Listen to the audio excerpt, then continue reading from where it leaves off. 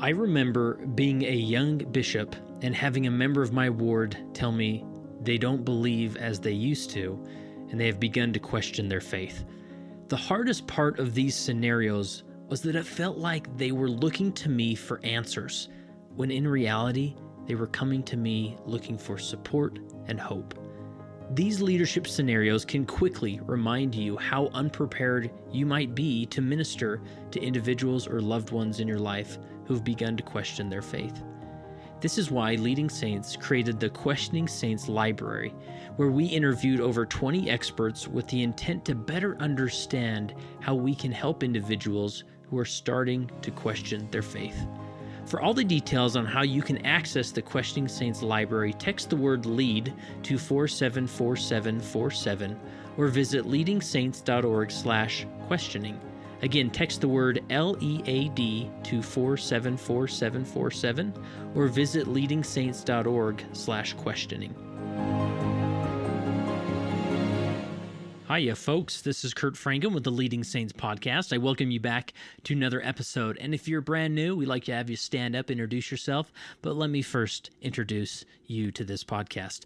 Leading Saints is a nonprofit 501c3 organization where our mission is to help Latter-day Saints be better prepared to lead. And a big way that we do that is through this podcast, where we interview fantastic, interesting people and leadership principles and apply them in the world of Latter-day Saint leadership.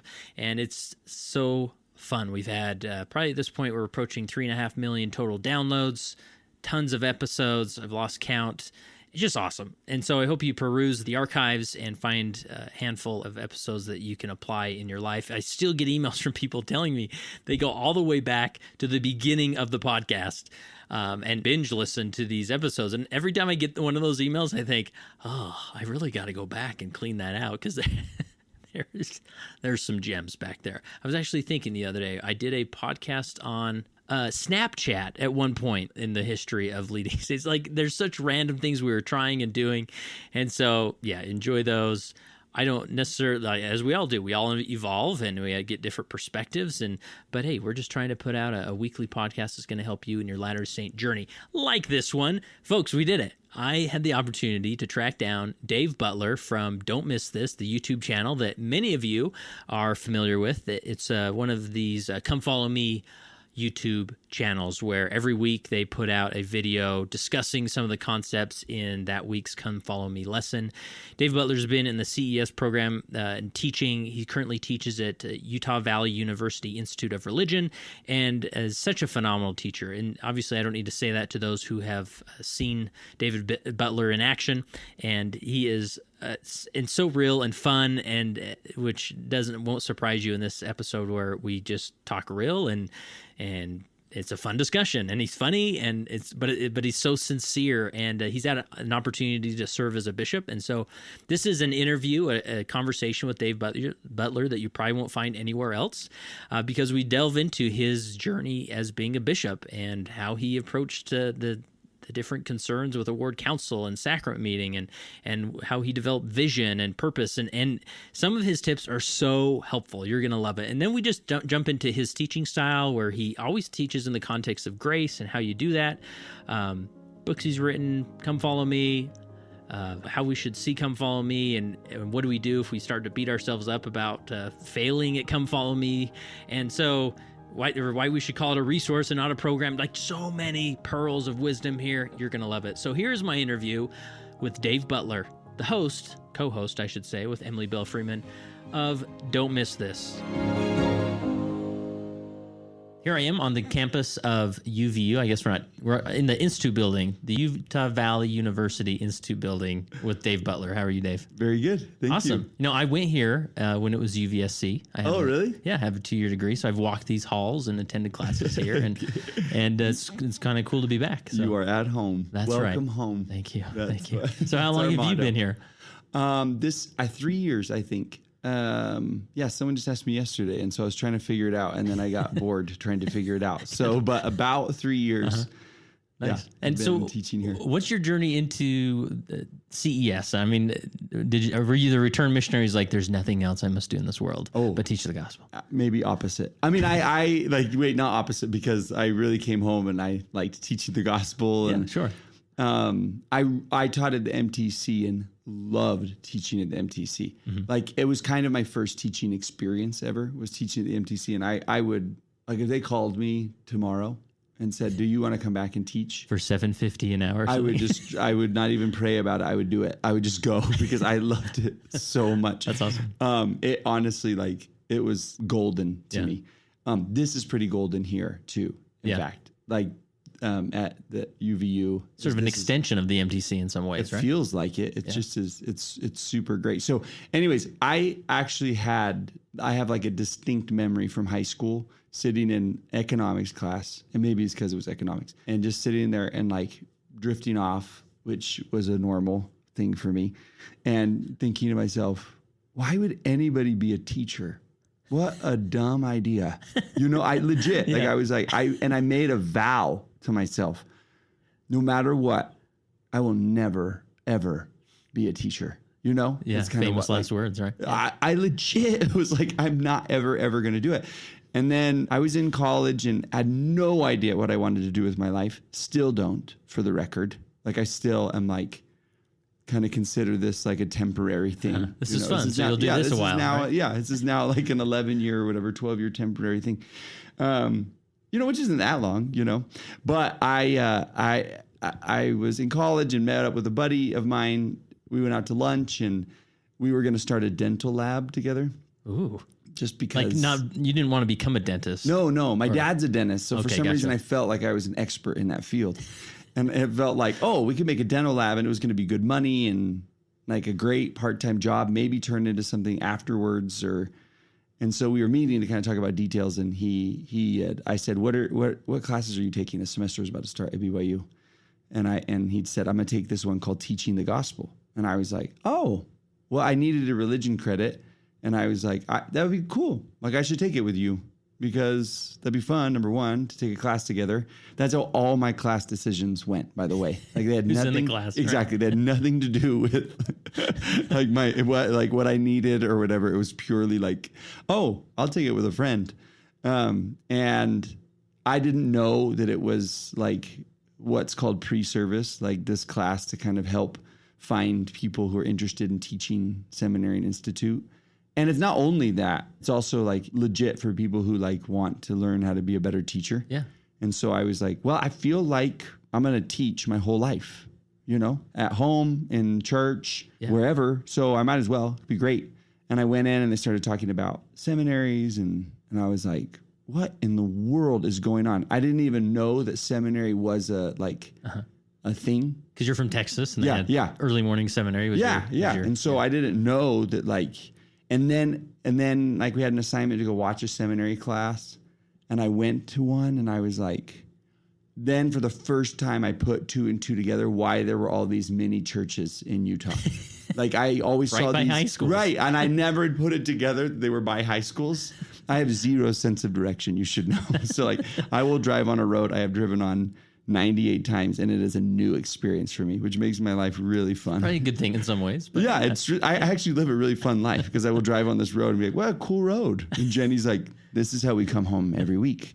And I'm like, oh, well, it looks different today. Yeah. But so I put it all together and I went in and I was like, wait, this is like a church. It's like a little church. And I was so fascinated and still no interest really in teaching.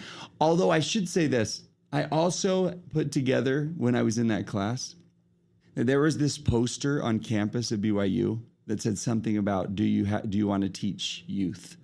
And every time I saw that poster, like I was drawn to it, like legit, like more than just like, it was a dumpy looking poster, like bad marketing, like it just wasn't cool or anything, but I like had like a spiritual draw to it. And so, anyways. So little by little, you were pulled into this, right? And it's so funny that I looked back years later. It's like, I really think I was drawn to that, I don't know whether it was heaven drawing me to it or just, a personal interest, or I don't know, but there was some sort of draw to it. And anyways, took the class, and then I moved to Hawaii naturally to go to school. Okay, right. okay. And so I just kind of left that behind. And when we moved back mostly because Jenny was about to have a baby, and we thought, what are we doing? Like, are we going to live here forever, or what? Anyways. And part of that decision was, I'm still sort of intrigued by what could be, in that world. And so anyways, there you go. So I kind of fell into it. So there wasn't like a moment where you thought, all right, now I promised myself I'll be a teacher. No, but never. Just little by little, suddenly this is the direction you're going. And I still like at least once a year, I have a running like voice in the back of my head that's always just a battle, I guess. It's just kind of like, I don't think I want to do this forever. I'm too like bored of things too fast, where I'm just like, what else should I do? Where else should I go? And I have too much of like an entrepreneurial spirit where I'm like, I want to build something and I want to like grow it, but then I also love, I love being in the classroom, and I love one-on-ones with people, and I love like the connections and relationships I've made in this world. I don't think I was like put together to work for anybody, so that's probably why. Like I don't love administrative things at all. I don't love meetings. I love them zero. And so all of that part of this world can like grind on me, but then I'll get back into the classroom and have that experience, and then I think it's all worth it. And I think, oh, I love this. Yeah. So somehow, if I can find a way to do that without all the meetings and the schedules and then it would be great. Yeah. But I did. So I fell into it. Don't know how long I'll do it, but for sure I know I want to teach people about Jesus my whole life. And in some way, whether it's a formal classroom or not, right? And I love people. I love people's stories. I love people. They're my passion. So that's awesome. So this place, teaching in this kind of place, is like, I've had a chance to leave several times and nothing's been better. I mean, more money, better schedule, sure, all those. But I'm like, if man, I just love people and Jesus too much that this place fits me in that regard. Yeah. Sometimes I don't feel like I fit in this world. The Seminary Institute world. I've always felt like a square peg here, that I just think a little differently, and I can tell. And it's a little bit too formal for my personality. It's all been fine, mostly because I love everybody I worked with and all the students. Yeah. I mean, some of the people I've taught are still like, they're like my dear friends. Like they'll be lifelong friends. Right. And so it's just been fantastic. So let's talk about that more, because I'm curious, because I know there are certain people that maybe get called to a leadership position and they think, oof, like I get that I was called and I'm happy to serve, but I just don't fit this mold. Like maybe articulate that further. What do you mean by that? I mean, is it you don't love the white shirt and tie daily, or I mean, of course not. That's the easiest. And he is in his gym clothes right now, for the record. Listen, I meant to get here early to work out before the podcast, and then the schedule didn't work out. But I mean, how would you articulate that more that people could maybe relate to? I mean, without getting yourself in trouble? No. I don't think it's a secret, and I don't think there's anything wrong with it either. I mean, look, a business gets to decide what their brand is going to be, and it's like, okay, this is our business, and someone's decided what the brand is going to be, and if you don't want to be that brand, then that's the business's decision, right? Yeah. So it's not like I'm in no position to start a revolution or anything like that. I do like to push boundaries a little bit and say wait, why are we doing this? And and not to be contrary. Yeah. Legitimately, because I was texting with Jenny the other day and she just said, do you think you were just born that way to that you question everything and that you wonder and she says, I just have always just done what people told me to do. Yeah. And that's her personality. And I was like, oh, well, probably. I mean, because I don't wake up in the morning and think, what can I question? What can I push against? I legitimately am wait, why are we doing this? Yeah. when I was serving as bishop, don't let me get away from whatever your question was. No, this is You good. have to remind me what it is in a second. When I was serving as bishop, like there were several times where I was like I would look at sacrament meeting and I would think, how come we do the sacrament first? And why does a man always speak last? Mm-hmm. And why do we like have song talks, And I was like, is that a rule? Can we change that?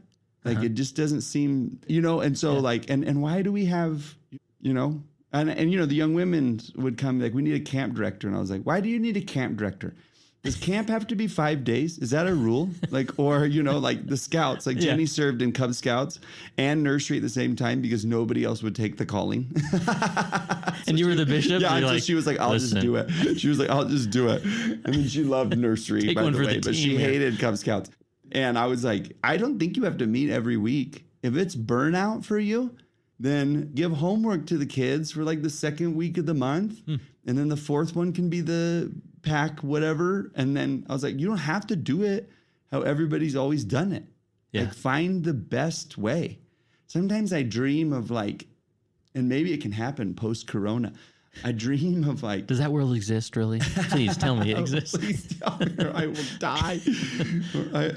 I'm like, what if a ward scrapped everything, all programs, and you walked in and looked at people first and said, what do the people actually need? And then start bringing in programs that match the needs instead of getting called as a young women's president and saying, what's a young women's president supposed to do? Give me my what are all the things? Oh, well, you're supposed to do camp once a year and you're supposed to, and they actually might look identical. Right. It might end up looking, because if I did that and walked in and said, okay, what do our people need? What we would want something for, to study the scriptures together as a community. And then we would invent Sunday school. And we're like, okay, and then we would probably need something for the kids. Right. And then we would invent primary, which is what happened initially, right? Yeah. That's where all these came from. Yeah, it didn't come from the prophet. It came from sort of grassroots. The need. Yeah. What was the need? Yeah. And it was just like, and then someone asked the question.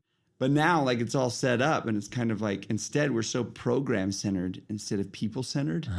And I don't think we have to scrap everything, but I think we ought to scrap mindset and start with thinking like, if I got called as a young women's president, I don't know why I keep using that. I will never be a young women's president, everybody. But I would want to go in and say, okay, here are the girls. Yeah. And here are the other leaders. And what do they need? Right. What can we create? For them. And there's so many reasons that this is perpetuated. But, you may be called as a young women's president, not you, but others. But and you sort of feel like, well, what was the last person doing? And that must have worked. So let's keep doing that, right? Right. And so we just sort of do it. Or I don't want to change it and hurt her feelings or his feelings because obviously you had something going there. But I remember when I got called into the stake presidency, we were starting the ward conferences. And we had seen, I'd been a bishop before that. We had seen how the stake did ward conferences. And we just took a moment as the stake presidency said, let's imagine we know nothing about ward conferences. And somebody hands us a handbook and says, there's a few paragraphs in there. Here's your whatever your purpose is. And so me and the other counselor, we went in a room for a couple hours. We just said, we know nothing. And what does it say? And we just wrote down what it said, and then we said, now let's create something remarkable following these guidelines. And we went in a completely different direction as the old stake presidency, and it was remarkable, right? But I think especially from a leadership standpoint, it's just that exercise of saying, okay, let's imagine you've never heard of girls' camp before. Yeah. What do we do? What does the handbook say? And then what do the girls really need? Yeah. Do we have to go to a campground or all these things, right? Yeah, and I really think the power comes in beginning with people and purposes. And I think that's what the exercise is. It's not like an exercise of let's be different for the sake of being different, because my type of personality could easily fall into that, where it's like, you're just, and I could see where somebody, and I feel like I have to check myself all the time. Have I now given myself this new identity of the guy who does things differently? And I really don't. I honestly do not think of myself that way. And I don't mean to be contrary, and I don't want people to think that I am, but I learned somewhere along the road that there isn't a mold, and once I feel like I gave that up, any like last thought of like, there are ways that things should be done and stuff. I mean, there's things I feel like are just really loose that we don't necessarily hold loosely. And there are things that I think are really important and we should hold those. Like those should be the shoulds. And figuring out what that is, I think is important for a person. So going back to your time as bishop, like, was it just any other ways this personality trait or this perspective was manifest other than maybe just asking questions and more often, or how else did this manifest itself as in your role as bishop? Well, and what do you mean? What are like you as far as like as pushing against sort of that culture that sometimes is established that it's often termed the unwritten order of things, which like the men speaking or praying at the end of the meeting, like that's the unwritten order of things. When in reality, it's like, actually, I don't even understand that phrase. Like right. Yeah. But it's one thing that gets thrown around. So is there anything else you did to sort of just stay fresh and making sure that you're really focusing on people rather than programs? Well, I think one of the things that I looked for, my ward council, like serving with my ward council is at that time as bishop is one of the sweetest experiences of my whole life. I didn't want to be bishop. I didn't want to be in charge. That's not my personality to be the in charge person. Like I want to be the idea generator and like the teacher every once in a while. Yeah. You know what I mean? The thing I hated most about being bishop was just like, everybody wanted to ask me about all the things, like how many cups should we buy? And I was like, I don't want to be in charge of everything. And then I want to show up to the Christmas party and like it and not be in charge of it. You know what I mean? And so all the things that I was in charge of, I remember first getting called. I'm going to get to your question, I promise. Yeah, you're good. And like reading through the handbook and I was like, I'm in charge of everything. And then my daughter passed by. She's like, well, you are the bishop. I was like, well, I shouldn't be in charge of all the, anyways, I didn't like being in charge of everything, but serving with that ward council, one of the things that I looked for when I called somebody to the ward council, I mean, because when extending callings, I always started with just like, I'm just looking and asking and thinking and stuff like that. And then I would be prayerful about it. But, one of the questions I would ask is, does this person have a missionary heart? Meaning, are they a people-centered person? Because I was like, that's who I want in, serving together on this. I called ourselves the worship team. The worship team? Yeah, I was like, you guys. And one of the things that we did is I just said, listen, one of the things that I loved with our ward council is we got together as a ward council right as we were being trained on sacrament meeting in the Sabbath day. Do you remember that? Like, however it was a big push. Yeah. And I was like struck. I remember President Nelson, before he's President Nelson, like just pleading, let's give sacrament meeting back to the Savior. And looking at it, when they said, the question that the Quorum of the 12 and First Presidency went to the Lord with was, how do we increase faith in God and the Savior? And I was like, that's where we have to start, because that is what's going on here. It's not, let's do Sabbath day stuff and let's do something with sacrament meeting. It was, what was the actual question? The question was, how do we increase faith in God the Father and the Son?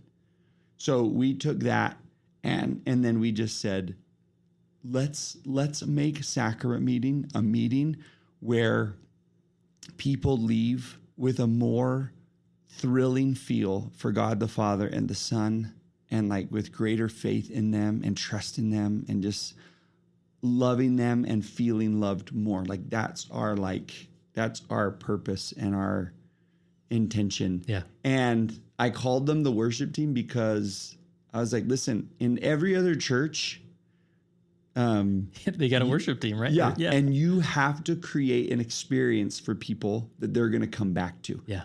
it's people centered. It's like, let's create something for the people. Or they can go down the street and find a better church that does that. Yeah. Where we're sort of like, no, actually you live on this street, so you go to this church. Yeah. It's like, you have to come to this church. And I was like, and sometimes they're like, if you don't come to sacrament meeting, then you don't get a temple recommend. And you're supposed to come to sacrament meeting. So I guess suck it up. Yeah. If it's dumb or bad, then you have to deal with it. And it's like, what if we shifted our thinking and like, let's actually create a meaningful experience, like our jobs depend on it. Let's pretend like our jobs depend on it here. And I'm not saying that that's the approach that other faiths take. I legitimately like believe and feel and have seen that they take the approach of, we got to give our people an experience with God. Yeah. So let's do it. You know? I want to take just a quick time out and just illustrate what you're talking about, because or highlight it. Because oftentimes I talk about the importance of, or other people I interview talk about the importance of establishing a strong vision in a ward. And people are like, well, I mean, what does that look like? I mean, we just make sure the doors are unlocked and sacraments pass and we go home, right? But this is a perfect example of what a strong vision looks like, that we're going to focus on this question and sacrament is going to be everything. We're the worship team, right? I mean, even the simple tactic of labeling your ward council as a team of some type, worship or pick whatever name, like, that's different. And that brings a different feel, and people lean in those meetings when that happens. Yeah, because we did the same thing with home teaching and visiting teaching, where we sat together. We honestly worked on sacrament meeting the whole time that I was bishop. We kept coming back to it. We honestly kept coming back to it. And I was like, you guys, we have got to like end every sacrament meeting and feel like, do people love God more after that meeting? Yeah. You know? Yeah. And do they feel loved by him more? And if not, like, what do we do? Yeah. We're missing it. Let's change it.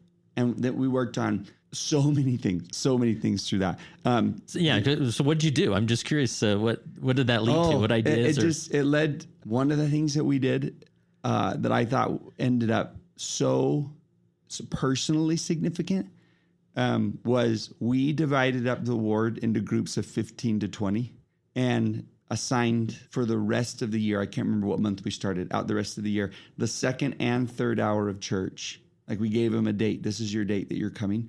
And we gathered around the sacrament table and we taught for the second and third hour of church, that group. So they came out of whatever classes they were in, and we made arrangements. So this is during 3 hour church, right? Yeah, so that back in those days. Yeah, right. And for 2 hours, we talked about what we called the story of the Lamb. And we went from Adam and Eve in Genesis and asking, how do we get back? And the sacrifice of the Lamb being introduced all the way through the Last Supper. And we told the story of Jesus and how that story is retold every single week in the sacrament. That it is this long, this is the story being retold. It's the redemption story being retold every single week so that we root ourselves in it. And it was like we had just beautiful, and our ward council divided up and we taught together and we used some of like the training clips and we just said like, let's teach everybody the significance of the sacrament and how it can be this instrument of worship and how it can connect us to God in a really significant way. So we began with like, this really will be the highlight of the meeting and not just like kind of do the sacrament real quick and then get to the speakers. Yeah. That's why everybody's here is to hear somebody speak. You know, it's like, so we really it took us like 8 months to get through the whole ward. Really? And we did it with the primary teachers. And we gave people permission, made arrangements, permission. That sounded like we were like the czar or something. We made arrangements so that if a family wanted to come in with their kids, just the family alone in the chapel, and talk about the sacrament like on a Thursday night to like help their kids realize like, okay, so that's why we are, going to come a little bit early. That's why we're, just to like.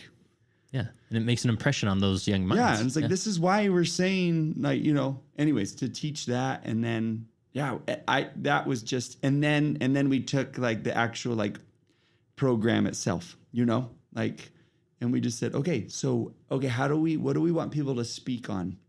And we started we changed what we spoke on. So we would do these series almost where it was we took the names of Christ and we brought people in who were going to speak a month ahead of time. And we're just we want you to pick one of the names of Christ in the scriptures and tell us what you learned about that name in the scriptures, but then specifically how you've seen him as the shepherd or the advocate in your own story. Mm-hmm. And then we did the book of John, and we gave someone just a chapter of the book of John, and we moved through the whole book of John, and we're just what do you find and learn and feel about the Savior in this chapter? Wow.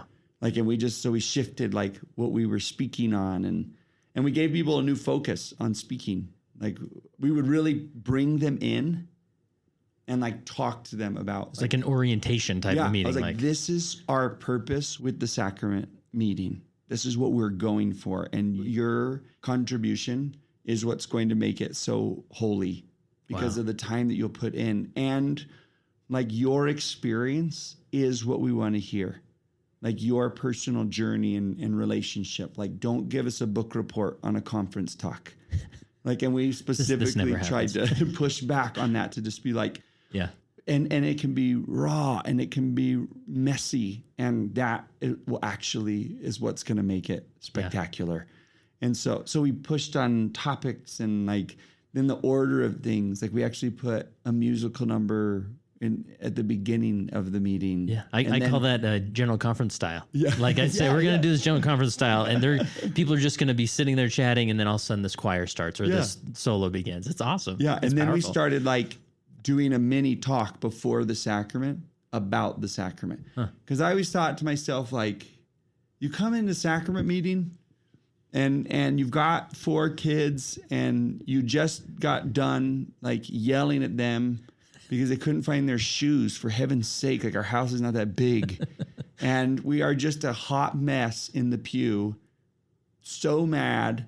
And then all of a sudden it's just okay, well now here's some water. We'll start the sacrament hymn. And it's nobody got a chance to get warmed up to what was about to happen. So I was let's give people a chance to warm up to it. Mm-hmm.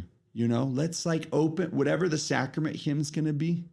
Let's open it up and teach what the lines are actually teaching. Wow. So that people are thinking as they anyways, those are all just ideas. But the point was that we just started with, what is this meeting actually for? What are we trying to accomplish? Mm-hmm. Yeah. And we legitimately just felt really strongly about, I want this to be a meeting where people learn to love God more and feel connected to the Father and the Son in significant ways. So what do we do to make that happen? And then all these and other ideas that weren't as good or didn't work, the concession stands didn't really fly. That didn't work out as well. It just was a mess, and we had to buy vacuums and didn't have the budget. But anyways, so nice. So with the speaker method, with high council speakers or stake speakers, did you just sort of roll them into that routine and process? Well, I actually just went to the stake president and I just said, what is the purpose of the high council speaker? Whoa. You can't ask that.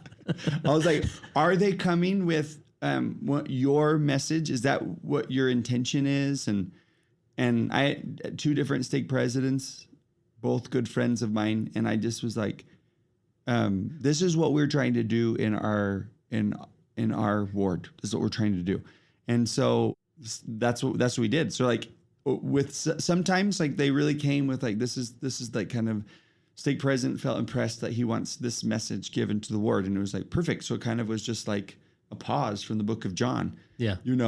And sometimes I'd ask, do you want the high council speaker to come? Uh-huh. Because we're good. If not, if you don't insist pressure on them coming, we have people that we, and if they wanted stake representation there or whatever, then we would give that high council person our topic. Yeah. And this is another point I need to pause and underscore, because that relationship between the bishop and the stake presidency. Like I remember going from bishop to the stake presidency, and you sort of feel like, okay, now I'm like a super bishop, and I create super programs, and I do super interviews with people. But when we get in that mode, you overshadow the keys of the bishop and their autonomy and whatnot. And so having some of these discussions where you go to the stake presidency and say, okay, why are you doing this? Like really sell me on this, because I've got a great program going here, or I've got this idea.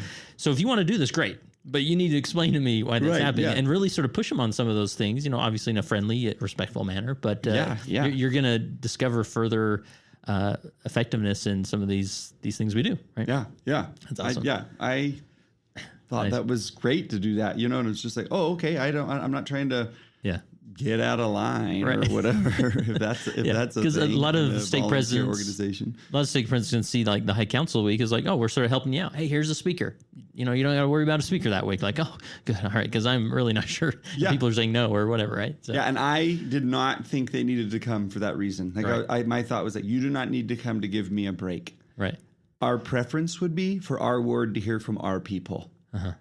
That's like that would be my preference. Mm-hmm. It's kind of like what I went in with. Mm-hmm. But I also like appreciate and understand that a stake president's vision and a stake president's like kind of impressions as they put their kind of hand on the pulse of the entire stake and area. I do not have. Like, I don't have that. And sometimes it's awesome to get somebody outside of our neighborhood, who can come in and give their like thoughts and impressions on. I think it's good for people to see like, oh, because really to divide up a ward by neighborhood means that you have very, very little like diversity. Right. Because like similar income status, similar like draw, like all these people like wanted to be close to a freeway, and all these people like could afford this neighborhood, and all these people liked the parks. So sometimes within a stake, you could get a little bit more, and it's nice. In Utah, it's maybe harder because the whole neighborhood's a stake. Exactly. Yeah. So there's so much benefit to it. I just wanted to ask, again, we ended up doing the same thing, but it was nice to like, what's the purpose of this? Yeah. And like, it just gave it a little bit more punch and power to like begin with, like in someone's individual worship. If they take this approach, what am I supposed to do as a member of this church? Well, I'm supposed to pray every day, and I'm supposed to, right? And do that. And what if they did it in their own individual worship? They scrapped it and they started with, I want to make a connection with God every day. Mm-hmm. What could I do? I bet the list would look the same. They would say, I want to open his words, and I want to spend time in prayer. But because you started with that question first, how do I make a connection? Then all of that list all of a sudden becomes way more meaningful than like, oh, I'm supposed to do it to, fit the mold. Instead of like, I started at square one and I said, okay, like, how do I show devotion to God? Because I want to show my love and devotion to him. He has won me over. He loved me, so I want to love him back. Like, I want to. So I will contribute I'll give my heart to him, and I'll contribute my money and my time to him, because I want to. Like, I feel passionate about his kingdom, and different than someone saying like, oh, we do this as a church. Right.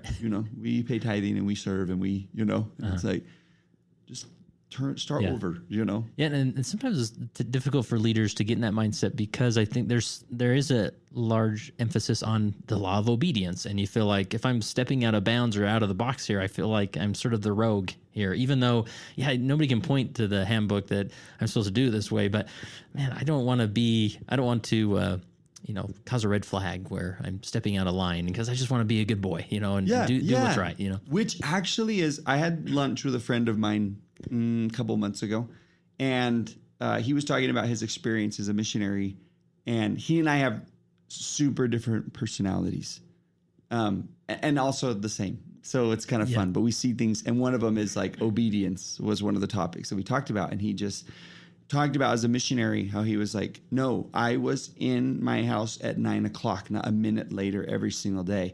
And I do not operate like that, where I'm just like that just seems a little bit arbitrary. Like, of course I would try, but if something happened, like if I stopped somebody and we were having a conversation, then a person is going to dominate the clock more. You know what I mean? Like, I just think differently in that, in that way. But I realized as we were having lunch for for the first time, like, it was significant for me to see, like, that's how you show love, is in your stickler approach, which sounds, I shouldn't use that, but that's how I used to see it. I was like, you're such a stickler. But I was like, oh, that you are showing such a high value and reverence for God in the way that you are so strict in what you're doing. And I said to him, I was like, that's actually admirable. Mm-hmm. That's how someone's showing love. If it's their expression of love, then I think it's beautiful. If it's, oh, God gets mad at you if you don't, or I'm scared if I don't. Or an expression of judgment on others. Or I'll be in trouble if I don't do this, or this is what you're supposed to do. Or if I find some sort of like higher value in myself because I do it better than other people, I was like, then I think it's dangerous. It's dangerous.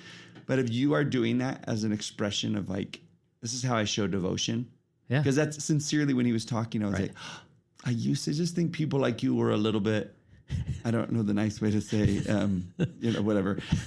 We get it. Stickler. Yeah. I'm just gonna, I was like, and now I'm seeing like, oh, there's love underneath that, and a lot of it. Right. And shame on me for, thinking I was better than you and you were better than me in our approaches to how we worship. And I think that's beautiful about God, that he can relate to us in so many different ways, and we can relate to him in so many different ways.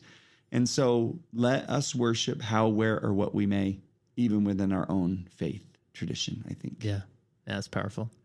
So that's maybe a good transition to the Come Follow Me. And you got a very popular YouTube channel, Don't Miss This, with Emily Bell Freeman, that I think every Latter-day Saint is aware of, I'm sure, and subscribe. Right? But and this concept of Come Follow Me, and this is something I've really wrestled with personally, and as Come Follow Me has been more established, where it went from, obviously we were given the inspiration, which is phenomenal, like a more focus at home, home-focused church, and having these remarkable experiences. Us as human beings, we sort of mess things up, or we try, I don't know how to say it, but us as members of the church, we sometimes think, well, I don't know what to do. So what I'm going to do is, oh, look, there's Dave Butler on YouTube. Hey, kids, sit down, play.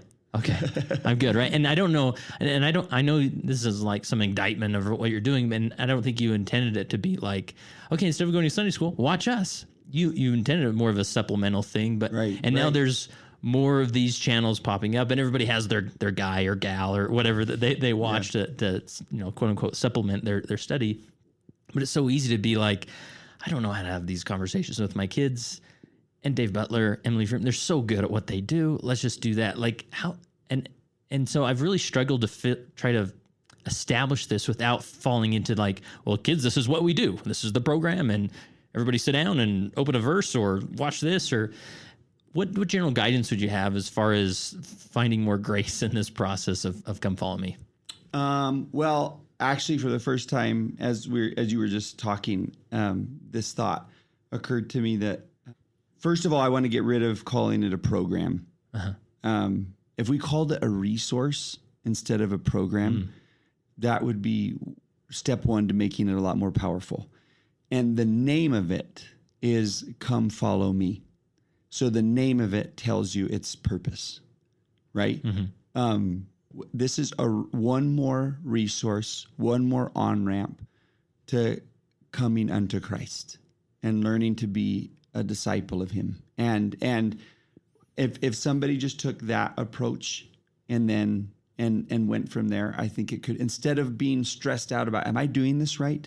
Like when somebody asks, am I doing this right? Like, I'm like, I think you're missing. Yeah. Red flag. Yeah. You're missing. Trying to reevaluate. Yeah. I'm not saying that you're wrong or there's something wrong with you. I'm just saying like, oh, it's a red flag to me because I'm like, I bet you're so stressed about it. And I don't think you ought to be. I think you ought to feel like it's important. Like stress is an indication of that you actually care. And that's good. Like, I'm glad that you're wrestling with it, and I'm glad that you care, because I think that's fantastic for somebody. And because I do the same, but if you're stressed about, I might be doing this wrong or right, I think that's the wrong thing to like care about. Yeah. And I think you ought to care about, like, are we meeting the mark as a family?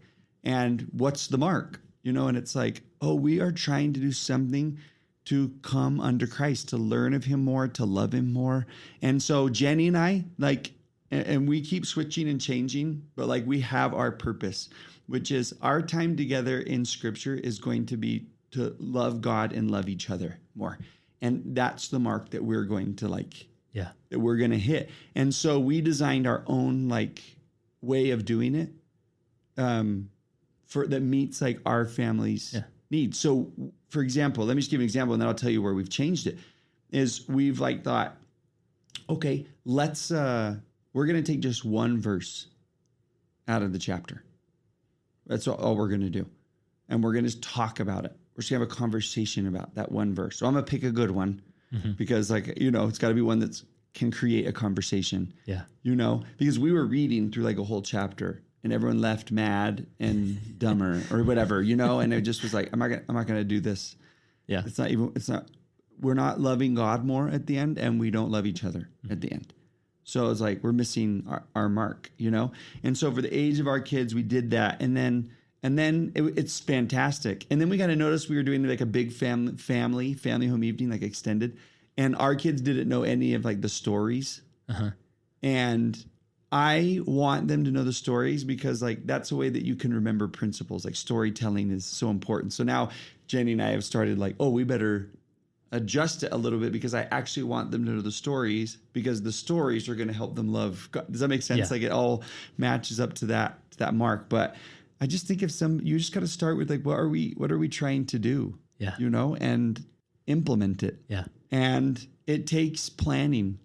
Like it takes a little bit of effort for it to be effective. I think like we have to sit down at the beginning of the week and say like, okay, what are we going to do on each of the days? And like it just, sure, we can just like plop down and like open the book up and like, let's just see. And that's great. Like, I'm not against that, but it's just like, it just wouldn't be what we were trying to do with it. Right. And so we want to be a little bit more. Yeah. And it goes back to your earlier principle of creating a worship team in your ward. We're essentially doing that at home, saying, all right, team, you are the worship team of this home. And what's this look like? What does come follow me look like to you? And we have this book, these resources. And I love that using that term. We have these resources. What do you want to do? How can we come follow Christ? Yeah. Yeah. And then now we've got this new idea where it's like, we've got a 15-year-old and a 13-year-old and 11-year-old, who I'm trying to emphasize their own personal study of the Scriptures right now. And so once summer's done, because nobody wants to do anything in the summer, right? Once second summer's done, like Jenny and I have talked about, like, let's give them a day where they are the ones who pick the verse and say like, this was really significant to me when I read, and it's just, anyways, it takes more planning but for me personally, like sometimes I fall into this trap where I'd feel like come follow me is like homework. It's like, okay, this week we're doing these chapters and I need to make time for homework, and I sit down sometimes and I kind of get in that trap of like going through the motions or, and I'm sort of on this kick right now where I completely refuse to believe that God has ever disappointed in me. It just is not helpful to my spiritual progress. Sure, maybe if I went and murdered a bunch of people, then maybe there'd be some disappointment there. But when I am not doing it the right way, there's no disappointment there. It's helped me to sort of step back and be like, I'm just here. I haven't had like, I've had those moments where I sit down with scriptures and I'm like, I'm making connections and this Hebrew word and Latin, whoa, great. And over in this reference, right? And it's like so spiritually like uplifting and invigorating. And then there's other times where it's almost like God is just saying like, would you just take your nose out of the book for a minute? Just be with me for a minute, and just to be okay with that. And sometimes several weeks go by and people are like, we're on this story. And I'm like, wait, what story are we on? Like, I haven't even looked at the book for 3 weeks. But in my heart, I feel like, that's okay. Like, I just want you here. I made a connection with God, right. Yeah. we have got some sort of bizarre culture, and maybe it's a culture that exists in other faiths as well. Or I've been thinking recently about like manifests itself really strong in missionaries. You know, that if a missionary goes and serves for 3 months and comes home, for some reason that's shameful. Right. Something happened. Like what? Yeah. But I'm like, stop. Erase everything you know about the missionary program. And what if you like met this kid and you found out that he left for 3 months to go try and increase faith in God in some other place? Like, be like so proud of that kid. You would be like, that's awesome. You really gave up 3 months of your life. You gave up 2 weeks of your life to go do something like that. That's amazing, you know. But for some reason, we've got this bizarre culture of like, if you didn't hit the standard is supposed to be that's a disappointment, you know. Yeah. And I love what you're saying about that. It's like, I don't think God ever gets disappointed in what we haven't done. I think he's just thrilled with anything that we are doing. Yeah. You know? Yeah. Like, and it's just weird to think that what if somebody serves for a year, for the rest of their life, they'll feel like, how disappointing is, like, erase that. I want you to know how thrilled God is and the rest of us are that you served for a year. Like, that's fantastic. Yeah, that's powerful. You know? And this is a good segue into your style of teaching. You're always coming from the point of grace. And there's even been moments where I've been watching you and Emily on YouTube, and I'll pause it and I'll turn to my wife and I say, do you see how he taught that right there? Like, he taught that from grace, where so often I hear these phrases in our culture and a sacrament meeting of like, are we really considering the importance of the temple? Are we really making it a priority in our life? Are we really praying with fervor? And, you know, where it's projecting this like, oh yeah, that's right. You know, I'm really not. I'm not measuring up. Thank you for the reminder, you know. But the way you position things, I'm just curious to explore this and maybe help us understand where we as leaders can come from this position of grace, of just reminding through any gospel principle, any gospel story. Look at this grace. Like, he's a savior after his people, not after his programs. Any thoughts or instruction you could give us there? Oh, thoughts, not instruction. Because I just think that there's value in, again, when somebody stands up at the pulpit to do that, my assumption is that it's being done from a place of love for God. And, you know, and it's like, oh, that's fantastic. But I just I feel like people who feel loved love well. And I just think the heart and soul of the gospel of Christ is, for God so loved the world that he sent his son. Like, I feel like that is, I just don't agree with this idea of like some like methods of teaching, like just seem to be based off of fear, you know? And I'm just like, I just don't think that's a good idea. It's like, we better not teach grace, or the teenagers might sin their life away. And I want to say, when has that ever worked? And I understand that as parents and leaders, we love like our kids so much that we will go to a place of fear to protect them. Like, I really will scare the hell right out of you. Like, I mean that like in so heaven can come in. Like, because I'm so afraid. And I'm just like, that place doesn't seem to be a place of, and I'm saying this as a parent of a 15-year-old where I am tempted on the daily. Like, you've gone to battle. Right? I will scare you, you know, like I can see how tempting it is to tell you, like, there are punishments and there are, you know, and I'm just like, that just doesn't seem to motivate people ever. Not the way love can, not the way a God that's bigger than that can, not the way that grace can. Like, I love when John says, we love him because he first loved us. Like, parents that way. The 10 Commandments start with this. Before commandment number 1, he says, you remember first, I'm the God that brought you out of Egypt. Remember, I delivered you first. Now, do you want to live this fulfilling life? Let me show you how. you know? Yeah. Instead of you better do A, B, and C or you'll never make it. Or that kind of approach is, and it can be painted all sorts of different ways, you know? But I just actually believe that we are, like you said, God's not disappointed in us, that he loves. There's a place for, one thing I learned one time is salvation was won by the Father and the Son on the cross. Like that was their work. It's discipleship that requires my heart, my mind, and strength. And when I confuse the two, I think it can be frustrating and totally burdensome. So when you confuse the two as far as salvation and discipleship. Oh, gotcha. Mm-hmm. You know, Yeah. like it's not our job to do the salvation. You're right, to save that's myself. done. Yeah. Right. But do I want to put my hands, my heart and life into God's hands and be his disciple? Yes. Do I want him to transform me into someone better? Yes. Then he's like, then I'll show you how. And it requires sacrifice, and it requires like hard things, and it requires trust, and it's like, okay. But that's not a journey towards winning his favor. And if it's a journey to winning his favor, then I think is when it becomes like overwhelming and impossible. And it's like, what if you just went into it knowing like God already loves you? You're like, he already is into you. He already like has proven his love to you. He already like, then all of a sudden I'm like, I want to follow a God like that. Yeah. Every week, I feel like that's what the sacrament says. Here's the story. The story of redemption is being acted out again. The crucifixion is being reenacted every single week. Now I get to go into my week knowing that God is for me, that he loves me. And it like now I obey because he won me over. I want to follow that God. I want to put my life There's no fear there. Into his it's hands. all love. Yeah, right. That just seems to like be it's how I see the world, number one.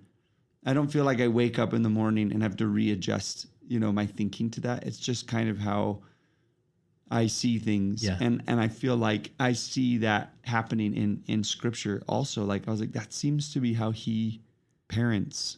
That's how like. And I'm not like as I go, and I completely agree with you. But as I go down this path with some people, they turn to me and say, Kurt, I get what you're saying. However, let me show you a few scriptures. How sore you know not of the punishment that will come to you, right? Like they can oftentimes point out scriptures that seem like God seems pretty disappointed there, and he seems pretty angry there. And so what about that? So then we get in our modes of bishop or parent, and we think, well, sometimes I have to bring down the hammer, and I've got to, inject fear into them so that they are back on the salvation path. So how do you balance that, or how do you get through that? Well, I think like in our Come Follow Me lesson coming up, right? Or in the Book of Mormon, we're going to study where Alma talks to his son, Corianton, and he says to him in the verse, he says this, I would not dwell upon your crimes to harrow up your soul if it were not for your good. But what he's doing is he is teaching him, it's not a fear of God, it's a fear of sin. And that's the difference. Is sometimes we might take an approach of teaching someone to be afraid of God's punishment, and God's punishment is not inflicted by God. That's the way it's worded in scripture. But it's like the punishment is inflicted naturally by the law. Does God want us to fear sin? Yes. Should we ever fear God, like afraid of God? Not like the fear, the way the Old Testament uses it, scripture, like respect and love and reverence. Yeah. But there's the difference. Like there is a place for understanding the consequence of justice, like meaning like that type of justice, like that the law will inflict its punishment. Yeah. But it's not God who's doing it. Right. Right. It's just people are being turned over to the natural consequences of sin. Like the natural consequence of sin is entropy, it's chaos, it's death. You should fear those things, right? They are scary. They will bring destruction to you, but God's not inflicting it. He's the rescuer. Right from the beginning moment of Scripture, the beginning story of Scripture is Adam and Eve disobeying God. I'm talking about it the way it's told as a metaphor, not like what the actual history is. Right. So before someone says, like, sends an email and says, actually, Eve made a wise choice. Like, the way it's told in Genesis is as a metaphor story. They eat the forbidden fruit and they run and they hide.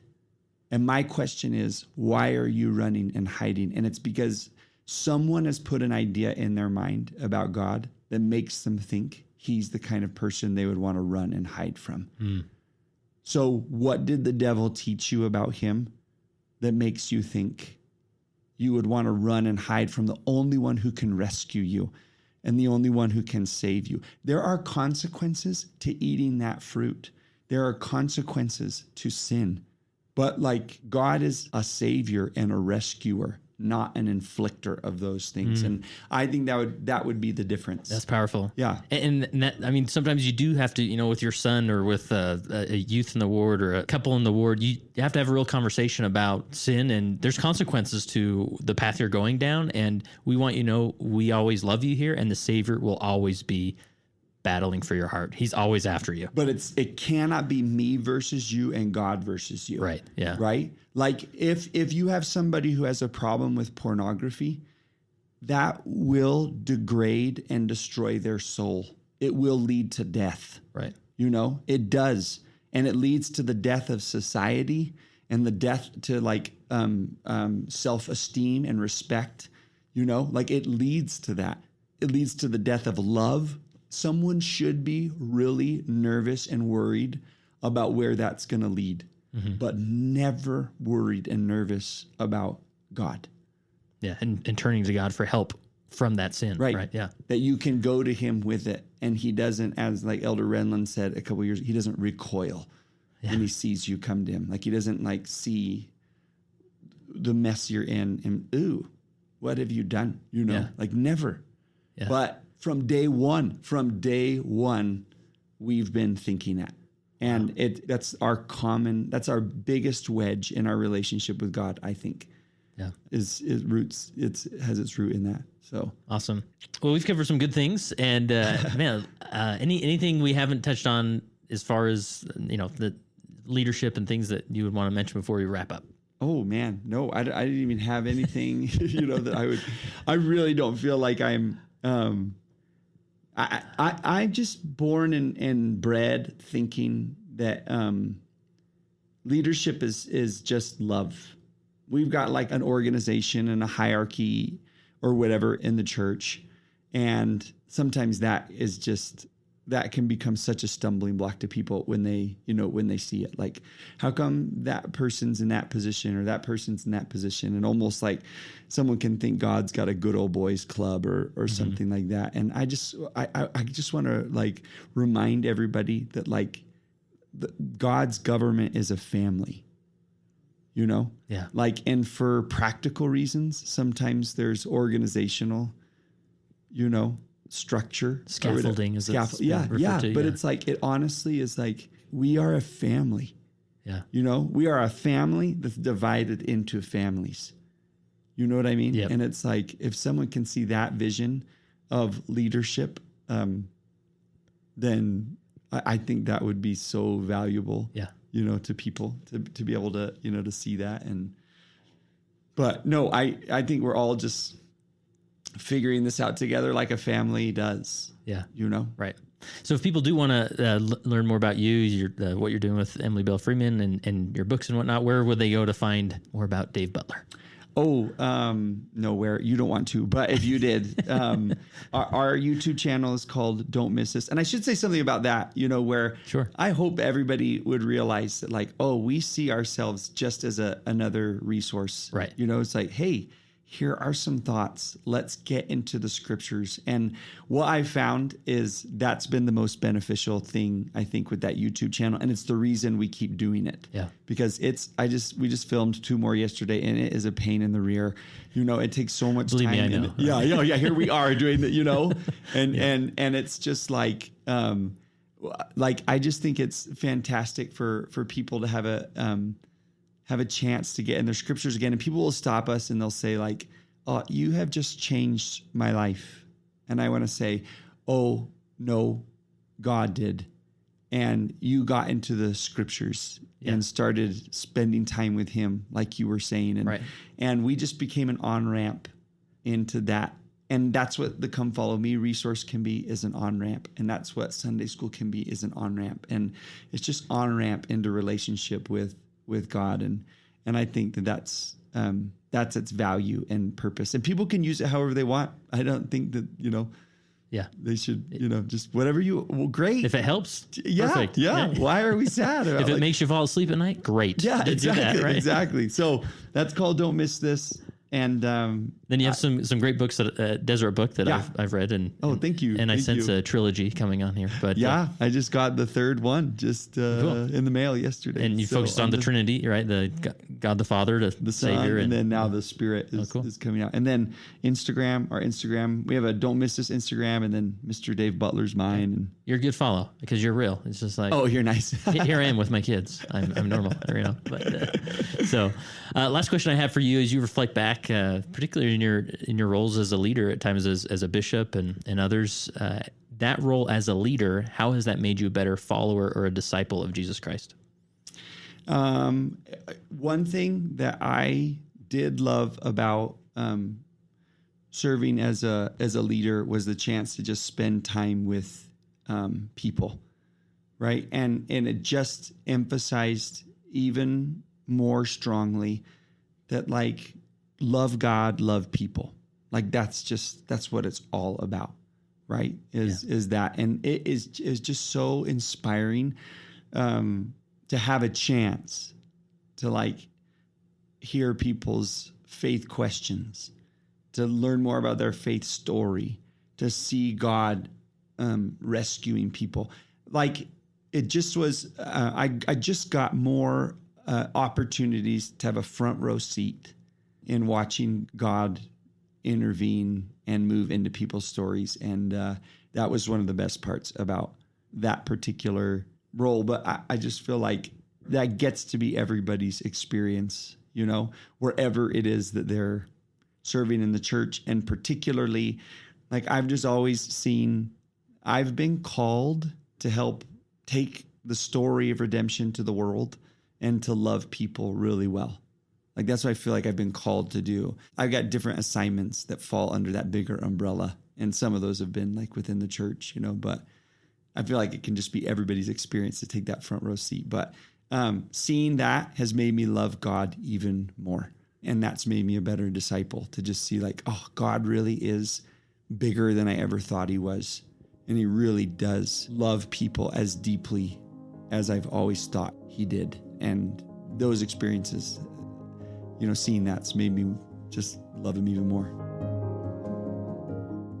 That concludes my interview with Dave Butler. Isn't he fun, guys? I mean, get yourself a leadership style like Dave Butler has a leadership style. He's just such a real person. And even walking out, like by the time, he showed me out of the building, I just felt like we were old friends. And I'm looking forward to future interactions with him. And you're probably all wondering, well, what about Emily Bell Freeman? Like his sidekick, or I think Dave is the sidekick and Emily is the superhero. But I've been in search of her, of reaching out, sending her messages through Instagram. We'll track her down and get her on here at some point. If you know her, have a connection, or want to pester her kindly with a few email messages saying, hey, you got to do the Leading Saints podcast, Kurt is waiting, I'd love to do it. So she's coming up, and hopefully sooner than later on the podcast feed, you'll hear an interview with Emily as well, where we'll discuss similar concepts, but also her personal experience in leadership. It'll be fun to do. So if you have any other suggestions of individuals I should reach out to, connect with, interview, I would love to hear it. Go to leadingsaints.com/contact. And if you don't have a person to recommend, would you just go there and tell me your favorite episode? Like, I just love getting the emails where people say, man, I've listened to this particular episode 4 times and I love it, right? That's good feedback and something that helps me realize, maybe I should have that person on again, or maybe we should have that person write an article, or whatever it is. Like, it just, good feedback is really awesome, and I'm addicted to email. I know I need to get over it, but I'd love to see your email come through. And remember, Text the word LEAD to 474747 to gain access to remarkable interviews in the Questioning Saints library so that you are better prepared to minister to those who've begun to question their faith. All right, we'll end this episode with a quick announcement, a quick for your information. I'm here with Anthony Sweat. How are you, Anthony? I'm so good, Kurt. Thanks so much for having me on. Great to be with you and your listeners. Well, and if people are listening and haven't heard some of the past interviews we've done, definitely go to your search bar or scroll through your podcasting app. And there's some good stuff there that Professor Sweat has presented. So and for people who aren't familiar with you, give us your 411 here. The 411 is I'm a huge fan of Kurt Frankum, and no, I am a huge fan and love what you're doing. And I'm a religion professor in church history and doctrine at BYU. Awesome. Author, writer, painter. Yeah. That's. And many people, whenever I do videos, you'll see much of Anthony's art behind me. I appreciate his style and his approach to paint the nuances in church history and capture the real leadership faces of those in the restoration. They weren't all just smiling and looking for the next visitation of the angel. There was some heartache in there. There was some heartache. There were some wrinkles and gray hairs, that's for sure. Yep, for sure. So you may not know this, Anthony, but you stole one of my ideas, okay? I did? What's that? No, I'm kidding. What happened is I remember, because I have opportunity to go down to BYU and interview some of these professors like yourself, Brad Wilcox, John Hilton. And I'm like, man, like these guys are just sitting on some remarkable information and they're going out, they're doing studies. Like there needs to be like a BYU professor podcast. And lo and behold, the inspiration settled upon your mind and you created it. I don't get any credit. I'm just teasing, of course. But we'll let you take the credit for it, brother. Well, so you've created this podcast called Why Religion, and maybe just introduce us maybe the inception of it, how it came to be, and then what it is you cover. Yeah, thank you. The inception of it was exactly like what you said. Every year, religion professors at BYU, we produce a few hundred research publications every year that often deal with things pertaining to the church. And what I found in being a religion professor is, number one, the things that my colleagues produce are fascinating and they're so beneficial. But the second thing I was finding was these are being published in, sometimes they're published in books that the common person reads, but most often they're being published in various academic journals. And a lot of average Latter-day Saints never heard this wonderful research that was going on. And I just thought, what better thing to do than to use one of the new mediums of podcasts to bring this fascinating, gospel-centered research that's being done by BYU religion professors and package it in a way that the everyday Latter-day Saint can benefit from this research that's being done. Yeah, because if you were to ask me, I'm just sort of this lay member that doesn't understand the dynamics of being a professor, especially a religion professor at BYU. I just assume, you have your lesson plans for teaching the restoration, every semester, and you go through it, you correct papers, and then you go home and enjoy life. But there's a lot of research that goes into these where they're publishing papers that are quite fascinating on new angles of the gospel that we may not have considered.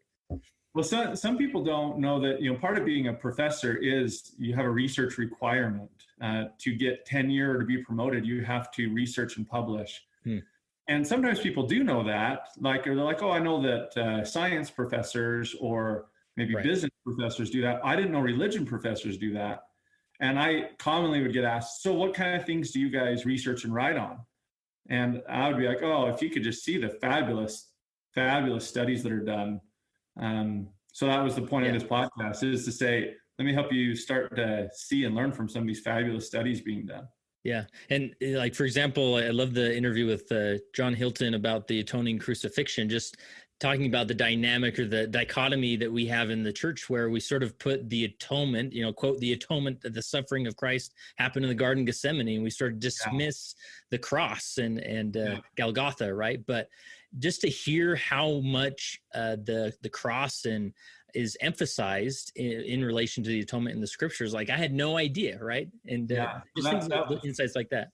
that was one of our first episodes, was John Hilton's research on how has the cross been used in Scripture, in our restoration Scripture, meaning the crucifixion as part of the atonement of Jesus Christ. And how have church leaders used the cross? And where has this idea developed that Latter-day Saints don't embrace the cross? Like that episode's fascinating. Yeah. To hear his research on that. Give me a summary of just some of your other favorite episodes that have come through. Yeah, like Steve Harper's episode. So we're just getting rolling this year. We've put out 8 episodes so far. Steve Harper's episode on how Joseph Smith remembered the first vision and how the first vision became entrenched as this real foundational event is fascinating. Mm-hmm. He's one of the leading scholars on the history of the first vision. Barbara Morgan Gardner's research on women and priesthood is fascinating. We did an episode with her. Justin Dyer's, like one of the episodes we did, Justin Dyer is a professor and he specializes in family research. And he and a number of his colleagues have gotten into some of the narrative on like youth, Latter-day Saint youth and suicidality, including LGBTQ youth. And sometimes there's this narrative of being a member of the church increases depression and anxiety. And if you're LGBTQ and a member of the church, it increases your suicidality. And their research has found the exact opposite. So there's an episode with him and on what their research is finding on depression, anxiety, and youth suicidality, LGBTQ. That's a fascinating episode to listen to. Yeah, and one of my favorites was with Eric Huntsman as far as becoming beloved disciples. He's done a lot of research on the book of John and the Gospel of John, and just, you know, the perspective he puts it in just makes it become so real. You know, I've recently enjoyed, watching this TV series, The Chosen, where they sort of dramatize. I'm loving that series too. Right. And that's sort of how the Gospel of John is. It really makes it a little more real. And I've never appreciated that as much after hearing his perspective. Yeah. So Eric Huntsman's a New Testament scholar trained in classical Greek. And he kind of says, let's break down and look at the Gospel of John from a character development standpoint and why John purposely chose these different characters to show how Jesus is bringing people from different backgrounds into his gospel. Yeah. So, yeah. And so those are that's the type of research that religion professors do. Some of it's doctrinal, some of it's cultural, some of it's sociological, some of it's scriptural history or Latter-day Saint history. We're trying to bring all those in the short 30 to 40 minute podcast segments of their studies. Yeah. And I just feel like from the leadership perspective, this type of resource is so helpful because, you know, let's say you are in a Sunday school class and suddenly you hear the typical narrative of, you know, the atonement in the Garden of Gethsemane, and which is fine. We don't want to dismiss that. There obviously something special happened there, but you could maybe raise your hand and say, hey, I've been become familiar with some research that's been done about the crucifixion, and let's talk about that. Let's look at some scriptures there, right? And you can really bring some depth to some of these discussions we have at church. Exactly. That's, you know, for your audience, for, you know, those who are leaders in the church and listening to your podcast, that's exactly what I hope they could benefit from the Why Religion podcast, is to say, oh, you know, maybe it's not a pressing issue right now, but you just never know when something might come up. And you could say, you know, I've listened to a podcast that talks about some research on women and priesthood, or on the cross and the crucifixion, or about suicidality, or about the first vision. And it could just help. You know, one of the benefits of research is it helps us better understand and clarify and seek out truth. So it can just help you as a leader call upon that on those subjects. You just never know when it might come up. Yeah. You know, early on with leading saints, I just felt this like responsibility to help leaders out with some of these questions, like, you know, Joseph Smith's polygamy or Book of Mormon DNA, you know, these various things. And so I'd go out and I'd find these scholars and try and interview them. But at the end of the day, like, I'm so glad others, more qualified podcasts are popping up like yours, because I sort of want to focus in on the leadership principles and things. I mean, these things are important for leaders to understand, but I don't want to carry all that burden. So I'm glad others are in the game doing it. Yeah. Well, we hope that we can help the leaders in that regard and have your podcast, do all the great good it's doing helping people be effective leaders with leadership principles. And then maybe Why Religion, you can pop over there and get some research perspective on things, Cool. on some of these subjects as well. So obviously, if they're listening to this podcast on a podcasting app, they can just search Why Religion. It's like the letter Y, right? Letter Y, yep. Letter Y, Religion. They could also search BYU Religion. It'll pop up as well. Okay. Or they can just go to whyreligion.byu.edu. That's our website. It'll pull up. Perfect. Wherever fine podcasts are produced, wherever you find your podcast, that's right. We're there. Cool. Well, thanks, Anthony, and keep up the good work. And we'll look forward to our next interview on the Leading Saints podcast. So. Thank you so much, Kurt. It came as a result of the position of leadership which was imposed upon us by the God of heaven, who brought forth a restoration of the gospel of Jesus Christ.